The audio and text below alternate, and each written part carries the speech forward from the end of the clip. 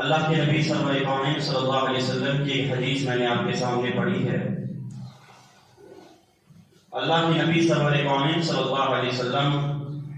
اپنے صحابہ کے درمیان میں بیٹھے ہوئے ہیں اور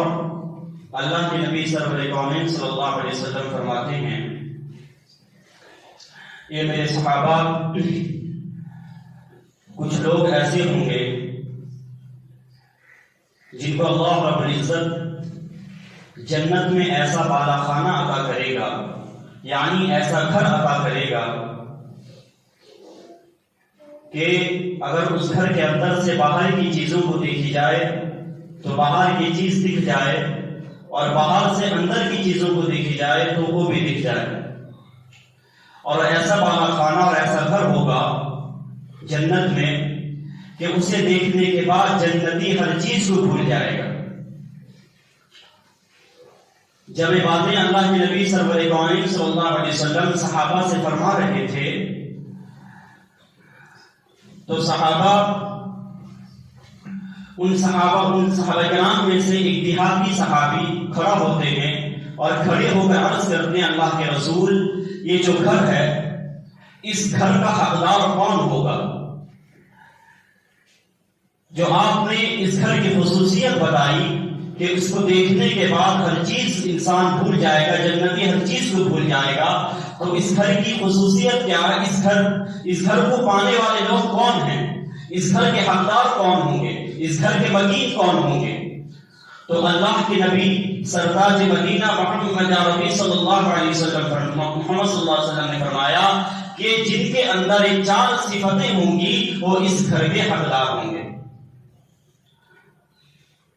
اللہ کے نبی صلی اللہ علیہ وسلم نے سب سے پہلی صفت بتائی، من اطاب الکلام، جو لوگوں کو میٹھی میٹھی باتیں بتاتے ہوں، جو ہے لوگوں کو میٹھی باتیں بتاتے ہوں، جن کے گفتار، جن کی بول میٹھی ہو، سب سے پہلی صفت اس گھر کے حقدار کی وہی ہوگا۔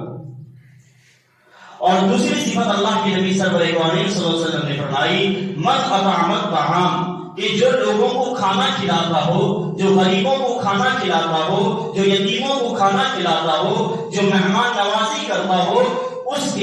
شخص اس گھر کا حقدار ہوگا۔ پھر تیسری صفت اللہ کے نبی صلی اللہ علیہ وسلم نے فرمایا کہ وہ ادام الصیام، کہ جو مہینے کے روزے رکھتا ہو، یعنی مہینے کے 3 روزے ہیں یا جو روزے اس پر فرض ہیں اور جو روزے مستحب ہیں، جو حدیثوں میں جن روزوں کی فضیلت بتائی گئی ہے، ان روزوں کو اگر رکھتا ہوگا تو اس گھر کا جو ہے مالک ہوگا، اس گھر کا حقدار ہوگا۔ اور چوتھی صفت بتائی اللہ کے نبی صلی اللہ علیہ وسلم نے کہ والصوم باللیل والناس، والصوم باللیل والناس، کہ والصوم باللیل والناس، کہ نیام، کہ جب رات کو اٹھ کر، جب سارے لوگ سو رہے ہوں گے، سارے لوگ سو رہے ہوں گے، تو رات کو اٹھ کر اللہ کے آگے جو ہے اللہ سے اپنی باتیں بنا رہا ہوگا اور اللہ کے سامنے اپنی باتیں رکھ رہا ہوگا، یعنی رات کو اٹھ کر تہجد کی نماز پڑھ رہا ہوگا۔ وَالصَّوْمُ بِاللَّيْلِ وَالنَّاسِ نِيَامٌ، کہ اس کی خصوصیت یہ ہوگی کہ رات کو اٹھ کر تہجد کی نماز پڑھتا ہوگا۔ اللہ کے نبی صلی اللہ علیہ وسلم نے یہ 4 خصلتیں بتائی کہ جس شخص کے اندر یہ 4 چیزیں ہوں گی، سب سے پہلا من اطاب الکلام، کہ میٹھی باتیں کرتا ہوگا، اس کی باتوں سے لوگ فائدہ اٹھاتے ہوں گے، ایسی بات نہ کرتا ہوگا کہ لوگ کہیں بڑا بدتمیز ہے، بولنے کا تمیز نہیں ہے، ایسی باتیں کرتا ہوگا کہ لوگ اس کی باتوں سے متاثر ہوتے ہوں گے، اس کی باتوں سے لوگوں کا دل دکھتا نہیں ہوگا بلکہ لوگوں کا دل خوش ہوتا ہوگا۔ ایسی باتیں کرنے والا جو ہے وہ اس مکان کا مالک ہوگا۔ بعض جو ہے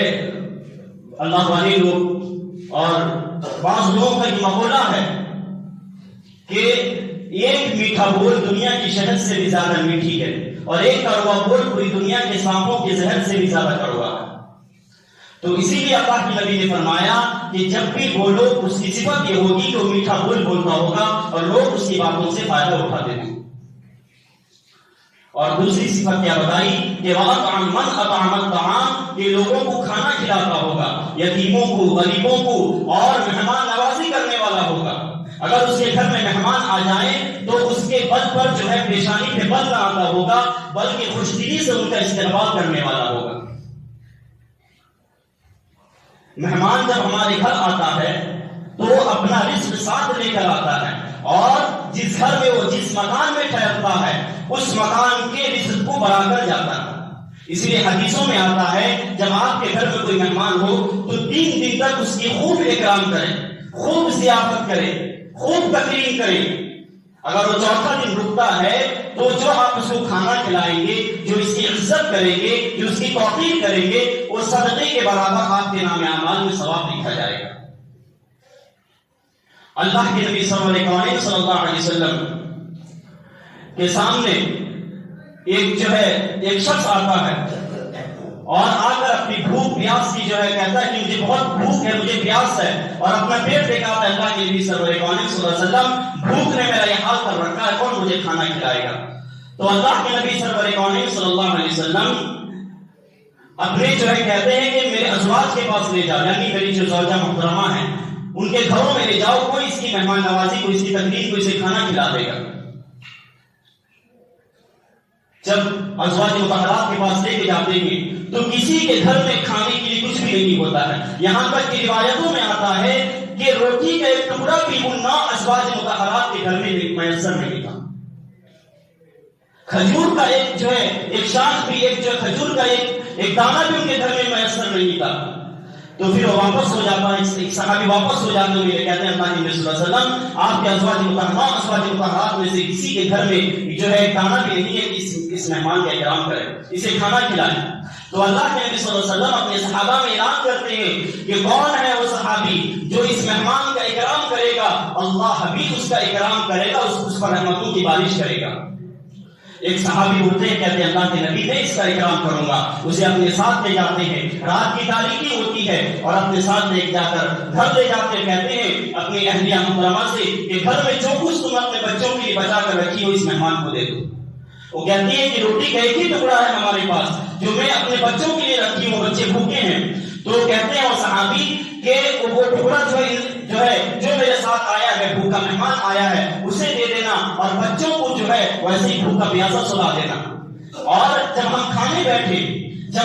بیٹھے تو دیا جل رہا ہے، جو لائٹ جل رہی ہو اس کو بجھا دینا، ان روشنی کو بجھا دینا، تاکہ مہمان کو احساس ہو کہ ہم بھی اس کے ساتھ کھا رہے ہیں۔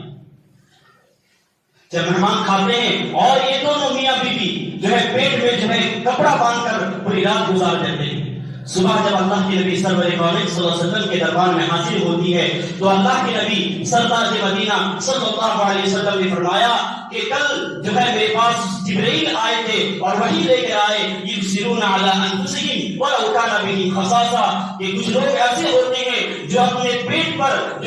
کپڑا باندھ کر لوگوں کو کھانا کھلاتے ہیں۔ یعنی ان صحابی کے بارے میں اللہ رب العزت نے آیت نازل فرمائی کہ مہمان کے اکرام کرنے کی وجہ سے خود تو بھوکے رہ گئے لیکن مہمان کو بھوکا رہنا گوارا نہ کیا، بچوں کو بھوکا سلا دیا، لیکن مہمان میرا بھوکا نہ رہے، مہمان کو کھانا کھلا کر واپس لے گیا۔ اللہ کے نبی صلی اللہ علیہ وسلم فرمایا کہ یبصرون علی انفسہم ولو کان بہم خصاصہ، کہ کچھ لوگ ایسے ہوں گے جو خود تو بھوکے رہتے ہوں گے، خود اپنے جانوں پر ظلم کرتے ہوں گے، لیکن اپنے مہمان کو کبھی بھوکا نہ سلاتے ہوں گے۔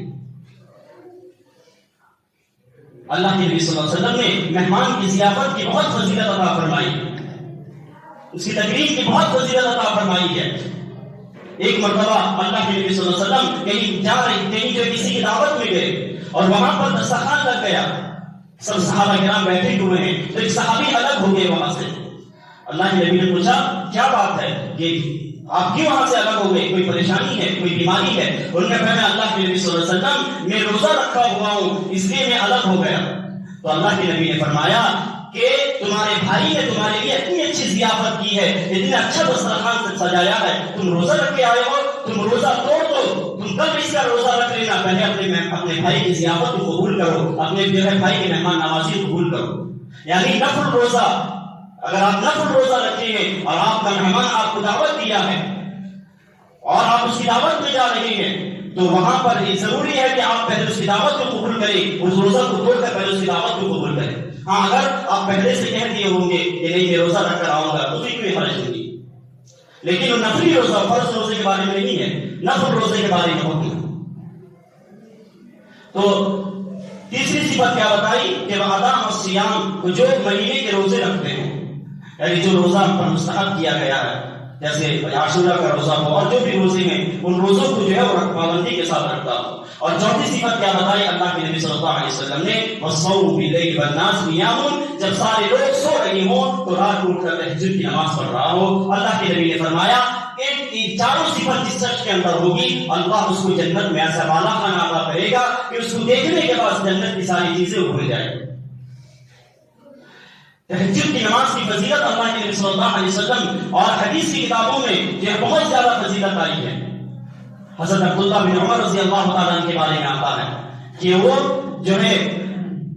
جب اللہ کے نبی صلی اللہ علیہ وسلم فجر کی نماز پڑھ کے اٹھتے تو سارے صحابہ آپ سے خواب کی تعبیر پوچھتے، کوئی صحابی خواب دیکھ لیتا تو آپ کی تعبیر پوچھتا تھا۔ تو عبداللہ بن عمر رضی اللہ تعالیٰ عنہ کو شوق ہوا کہ میں بھی کوئی خواب دیکھوں، میں بھی اللہ کے نبی صلی اللہ علیہ وسلم سے پوچھوں۔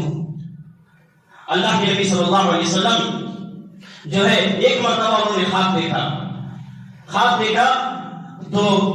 شرمائے اللہ کے نبی صلی اللہ علیہ وسلم سے پوچھنے کی ہمت نہ ہوئی، تو اپنی بہن اپنی باجی حضرت حفصہ رضی اللہ تعالیٰ عنہ سے کہا کہ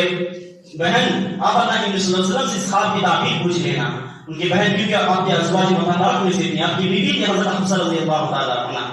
تو انہوں نے اللہ کے نبی صلی اللہ علیہ وسلم سے پوچھا کہ اللہ کے نبی عبداللہ نے خواب دیکھا ہے کہ وہ کچھ لوگ آتے ہیں اس کو پکڑ کر لے کے جا رہے ہوتے ہیں، دو شخص ہوتے ہیں، اور جب جاتے ہیں جب عبداللہ بن عمر جا رہا ہوتا ہے تو دیکھتے ہیں کہ ایک بہت بڑا ایک جو ہے تنور ہے اس میں آگ جل رہا ہے، اور آگ میں دیکھتا ہے اس کے پہچان کے کچھ لوگ ہیں جو اس آگ میں جل رہے ہیں،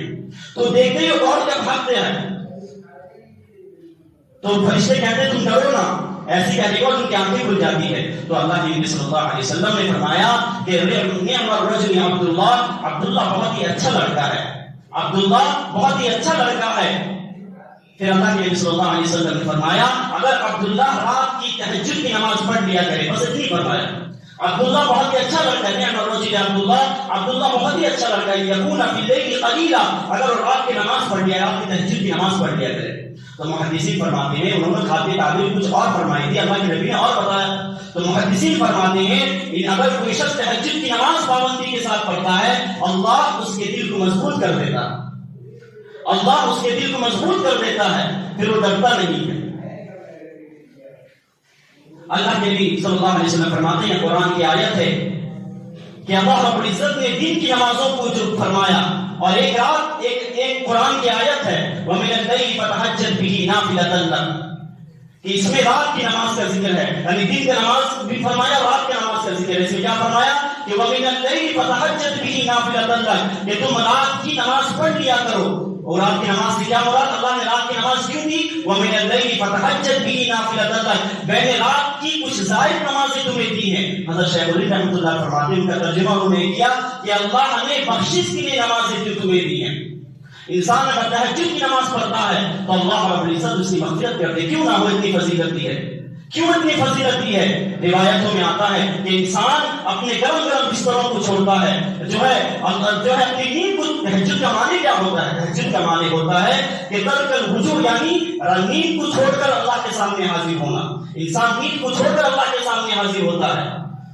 تو اللہ نے ایسی فضیلت رکھی ہے کہ جب کوئی انسان نیند کو چھوڑتا ہے اور اللہ کے سامنے حاضر ہوتا ہے اور 2 رکعت 4 رکعت تہجد کی نماز پڑھتا ہے، اللہ رب العزت فرماتے ہیں کہ اس کے سجدے کے سر اٹھانے سے پہلے میں اس کے سارے گناہوں کو معاف کر دیتا ہوں۔ اللہ عرش پر آ کے اعلان کرتا ہے حل من مستغفر، کہ ہے کوئی مغفرت جو ہے رزق کا چاہنے والا، حل من مستغفر، ہے کوئی بخشش کا چاہنے والا جس کی بخشش کی جائے۔ اللہ آواز دے رہا ہوتا ہے، ایک منادی آواز دیتا ہے، کوئی رزق کا چاہنے والا جس کی رزق میں برکت کی جائے، کوئی مغفرت کا چاہنے والا جس کی مغفرت کر دی جائے۔ یہ فضیلت اللہ رب العزت نے تہجد کی نماز میں رکھی ہے۔ بعض علماء فرماتے ہیں کہ جو شخص تہجد کی نماز پابندی سے پڑھتا ہے اس کے چہرے کو اللہ رب العزت جو ہے منور کر دیتے ہیں۔ اس کی وجہ فرماتی ہے جب تک انسان تہجد کی نماز پڑھتا ہے اللہ رب العزت اس پر چہرہ اپنا گاڑا رہتا ہے اور اسے دیکھتا ہی رہتا ہے۔ جب نماز سے فارغ ہوتا ہے تو اللہ رب العزت اپنا نور اس کے چہرے پہ عطا کرتا ہے۔